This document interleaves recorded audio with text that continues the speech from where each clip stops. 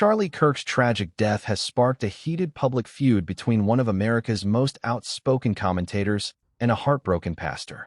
That's right, as the family prepares to bury their beloved son, husband, and friend, Candace Owens is taking to social media to challenge the very man who pastored Charlie for years.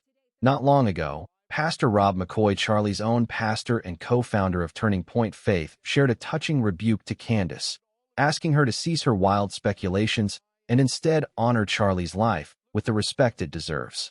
But Candace wasn't about to stay silent. She fired back with full force, questioning the pastor's honesty, his previous silence, and even hinting at a massive global conspiracy tied to Charlie's assassination. And just when things couldn't get more chaotic, Pastor McCoy issued another statement, but this time with a completely shifted tone. This unexpected back and forth has Christians nationwide wondering, who's in the right and who's crossing the line? Thank you for coming out to honor Charlie Kirk. God bless all of you and all of you tuning in online around the world. I know you're all wondering, who is he and why is he here? And I'm asking myself the same question. Charlie Kirk called me his pastor. I called him my friend. I was with Charlie about a little over 2 weeks ago in Korea as he was supporting the persecuted Christians over there, as they're raiding churches and imprisoning pastors. And he spoke to the youth there that now are chanting on the streets, "I am Charlie Kirk, standing for freedom," across that country. The intent was clear, and the rumors. Quiet the speculation, and give Charlie's memory the dignity it merits. But Candace? She brushed it off as utter nonsense. She accused him of staying silent when Charlie was allegedly mistreated, and she went deeper, implying a conspiracy at the federal level behind Charlie's assassination. Here's what she had to say. I want to say to this new flex operation mocking pastor, regarding which, by the way, the first time they went after Tucker Carlson and Candace Owens, a source told me, and I would love to get this confirmed, and I'm going to find this out, that $150 million was spent on that, and it came from Bibi Netanyahu. I would like to figure out if that's true. But anyways, obviously investigating this, and I'm not going to let it go, okay? You're not going to emotionally use some jujitsu, and I'm referring here to Roy or Rob McCoy, who says, "I'm Charlie's pastor, and here's the truth," or whatever it is, to look the other way right now, okay? You're not going to tell me that I have to feel too bad to investigate who shot my friend in front of my face. So stop the nonsense. This is what Charlie's pastor passed around to all of the people that were intimidating Charlie leading up to his death. It's funny that Charlie's pastor couldn't find his voice when Bibi Netanyahu was lying about Charlie. Here's pastor. You know what he's saying are lies. No, he didn't find his voice saying anything about Bibi Netanyahu. Candace investigating things? Yeah, that's got to stop. Here's what he wrote. Okay, what's his name? Rob McCoy. He wrote, "Charlie Kirk was my friend and I was his pastor. I want to simply say this regarding Candace Owens. Charlie Kirk was a friend to Candace and never publicly spoke poorly of her, though he disagreed with her. He never operated nor entertained gossip or innuendo concerning Candace. My only comment I offer regarding Candace is this: I only wish at this tragic time of mourning, she would be the friend to Charlie Kirk that he was to her. He would never have treated Candace or her family in such a way had, God forbid, this tragedy been hers. A friend loves at all times," and he drops a biblical proverb. Now, let me say this, okay? I hope that Charlie would have been the sort of friend that I'm being. Okay, he would have never. Why? Why wouldn't Charlie Kirk have investigated if I had been killed and we were being so obviously lied to? I think you're wrong. I think Charlie was a real friend and he would not have dropped it. He would not have let it go. Least of all, because he was being emotionally manipulated by a guy who curiously kept his mouth shut when Bibi lied. You knew, if you were really his close friend and pastor, how he was feeling about Bibi Netanyahu. You knew, if you're his close friend and pastor, exactly the names of everybody who was intimidating him and how poorly they are misrepresenting the things that he believed. So why don't you focus on being more honest as a pastor and giving as much information as you can possibly provide so that we can continue this investigation? If you can't do this, I'm going to have to ask for your silence. Okay? Be quiet. Did you hear that? Candace Owens just instructed Charlie Kirk's pastor, the man supporting the family through this nightmare, to shut up. And this is unfolding right before Charlie's funeral. The family hasn't even had a chance to say their final goodbyes, and instead of solace, they're hit with more turmoil.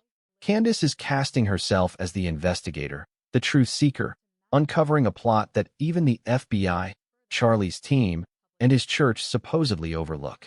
But at what price? This obsession is invading the church and amplifying the family's pain. Her response was intense and unyielding. She claimed to be the true friend, insisting Charlie would have probed her death if the situations were swapped. With that, she escalated a simple plea into an all-out confrontation. But Pastor Rob didn't back down with fury. Within hours, he posted again on Instagram, this time grounding everything in the Bible. No bitterness, no counterattacks, just wisdom. But he said, Rob, not only are you my pastor, but you're America's pastor. And I said, Charlie, if we were at a tabling event on a campus where you had the table said, prove me wrong, I'd win.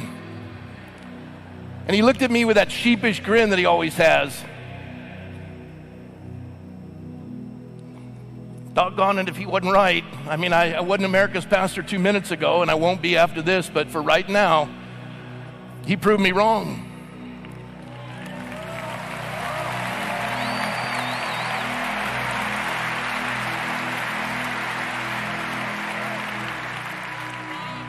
In a moment, you're going to hear from the most powerful political people in the free world.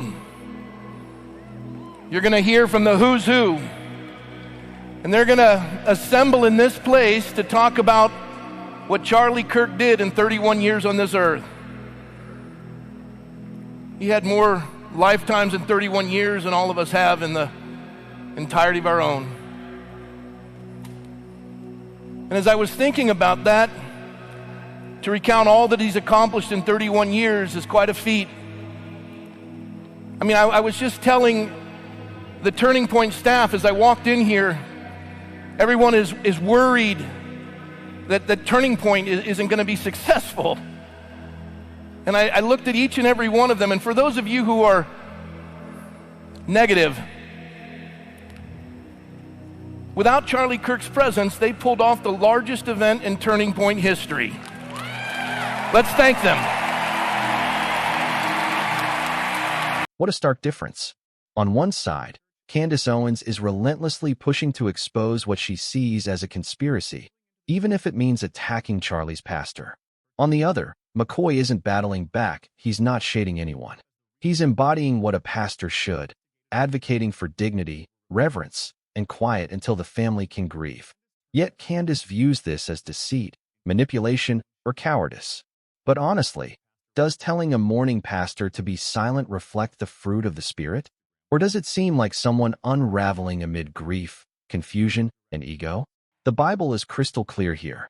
Isaiah 8 verse 12 warns, "Do not call conspiracy everything these people call a conspiracy. Do not fear what they fear. The Lord Almighty is the one you are to regard as holy." McCoy is calling for peace. Owens is stoking disorder. Two contrasting approaches are evident, with Charlie's devastated family and the broader Christian community stuck in the crossfire, torn over how to preserve his legacy. Is Candace justified in demanding answers so urgently? Or is Pastor Rob correct that now is the moment for mourning, not probing? I want your take. Viewers, the insightful ones tuning in. Do you think Candace is acting as a genuine friend by seeking truth? Or is Pastor Rob spot on that grief comes first? Share your thoughts in the comments, I'll read them all. If you agree Charlie's memory deserves respect, like and share this video to spread truth over rumors. Hit subscribe for more on this unfolding story, because trust me, there's more to come.